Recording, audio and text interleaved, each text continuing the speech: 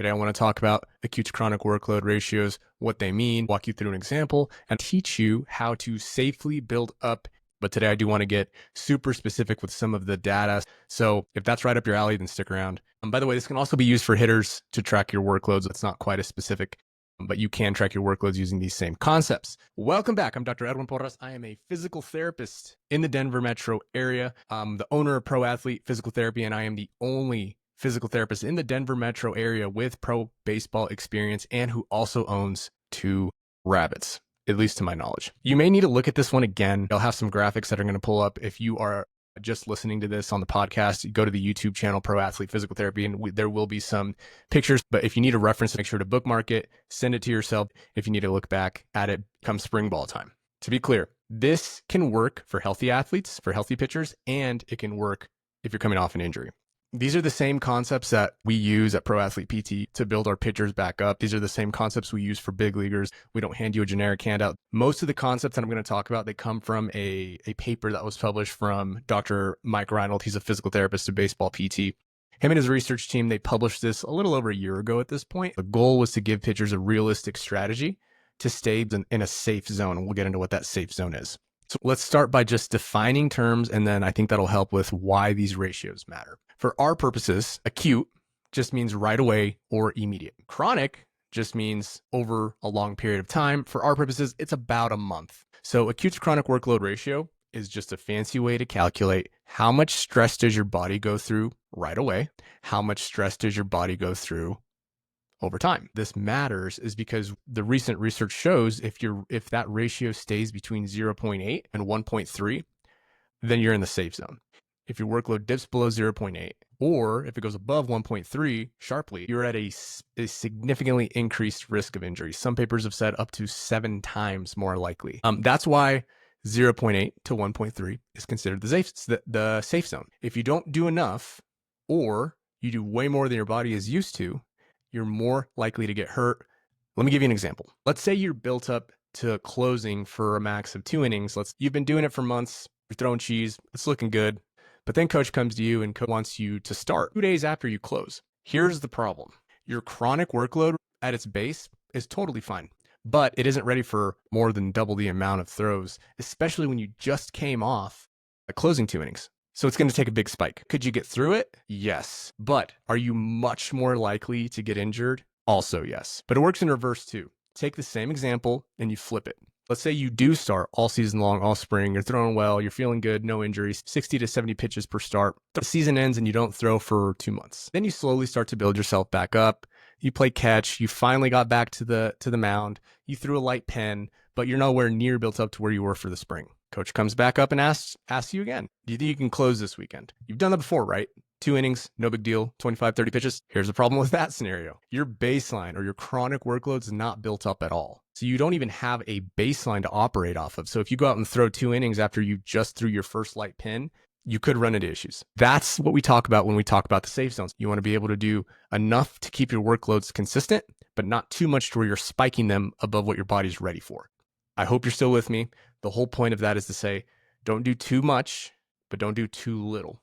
You want to hit just the right amount. And if you haven't heard Goldilocks zone, so the Goldilocks and the 3 bears, if you haven't heard, I'm going to go through it really briefly. There's a family of bears, mama bear, papa bear, baby bear, and they live in a house. I don't know why these bears own house. Real estate is outrageous. Good for them. They leave their house after they'd made some breakfast, and there's this little girl. Her name's Goldilocks. For some reason, she wanders into the woods. She runs into this house. I don't know who's not watching this child. Please watch your children. Don't let them go into empty houses. Please watch after them. Make sure they're not breaking and entering. You are liable for your child and their crimes. So anyway, Goldilocks breaks and enters into these bears' home. Who knows why? So she sees that there's some porridge. Porridge is just like oatmeal. And she goes to the first one. She hits Papa Bear's porridge and she goes, oh, this is way too hot. Mama Bear's is way too cold. And Baby Bear's bowl is just right. So then she goes and she finds some rocking chairs. Papa Bear's is way too hard. Mama Bear's, it's not comfortable. Oh, but Baby Bear's chair's just right. And then she does the same thing for the beds. Papa Bear's is too hard. Mama Bear's is too soft. Baby Bear's is just right. And then the bears come home from whatever errand they were running and she screams and runs out the house. Okay. The moral of the story, we want to stay in the Goldilocks zone. 0.8 to 1.3 as athletes. It's not too much. It's not too little. It is just right. How did Reinold and his team do this in the paper that they published? Let me walk you through it. The biggest mistake I see young pitchers make is they don't track their throws. They have no idea how many they're throwing when they play catch. They have no idea how many they're throwing in the pen.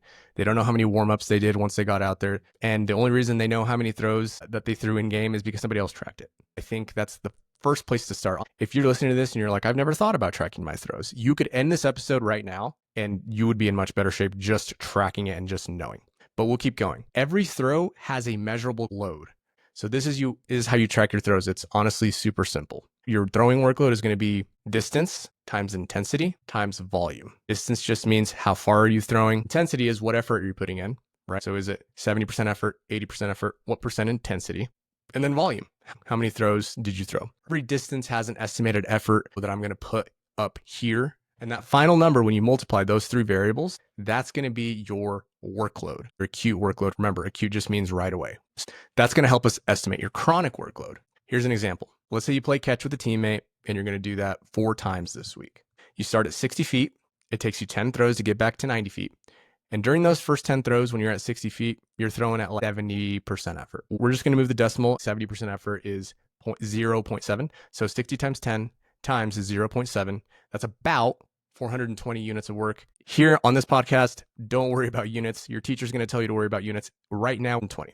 Now, once you get to 90 feet, you throw another 20 throws and you're throwing at about 80% intensity. So you're going to take 90 times 20 times 0.8.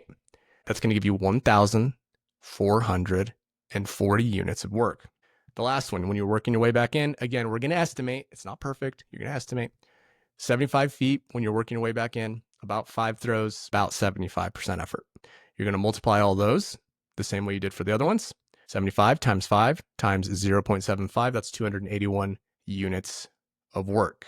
Then you add them together, plus 1,440 plus 281, that's equal to 2,141 units of work. When you went out to play catch with your friend, you threw for 2,141 units of work. That's your day's workload. Here's the last step.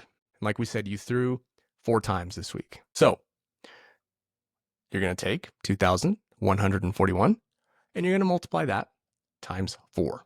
All right, that's 8,564 units. Your work for that week was 8,564. This is your acute or your immediate baseline after a week of throwing. Now, obviously, it gets more complicated than that. You throw different distances, different situations, different drills, but for simplicity's sake, we're just going to isolate it and say this is all the throwing you did. And we're going to say again, for simplicity's sake, that that's all you did. That same exact routine of throwing, you did that for 4 weeks, just for simplicity's sake. That means your chronic workload is 8,564, like we said. Now, this is where the magic happens. It gets simple from here.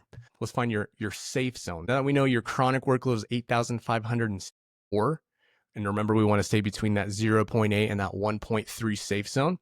We're going to find your lower safe zone and your upper safe zone. The way that you do that is you take 8,564, multiply that times 0.8. That is 6,851. So that's your lower safe zone. So at any given point over the next month, you don't want to do less than that. And how do you control that? Well, if you want to skip a day of throwing, make sure the next day that you throw a little bit extra so that you can hit around 6,000 units of work for the week total. So you want to throw for at least 6,851. Now, what's your upper limit? What's that 1.3 ratio? Where you're going to do the same thing. You take your chronic workload, 8,564. You multiply that times 1.3, or 11,133 units. The absolute workload increase that you want to go over the next month, you don't want to go over that 11,133. Does that mean you could take your chronic workload and over the week multiply that times 1.3 and then just blast through? Yes, but we don't necessarily recommend it because that does put you at risk as well. This was a lot of information. I understand. The point that I'm trying to make is we want to stay within that relative Goldilocks zone. The main takeaway is, number one, if you don't track your throws, start tracking your throws. Number two, when you do start tracking your throws, just multiply distance times effort times volume. Add those up for the week, multiply it for however many times that you're throwing that week. That is your workload. And then you just multiply that number times 0.8. Take the same number, multiply it by 1.3. That is your Goldilocks safe zone. Too often I see pitchers don't build themselves up safely. they'll go from throwing 1 pen to throwing 5 innings. You can survive that for a while, but eventually it does come back to bite you. Now, if you're listening to all this and you're like, yeah, that's a lot of math, I'll just go to you and you can track it for me. I totally understand. That's fine.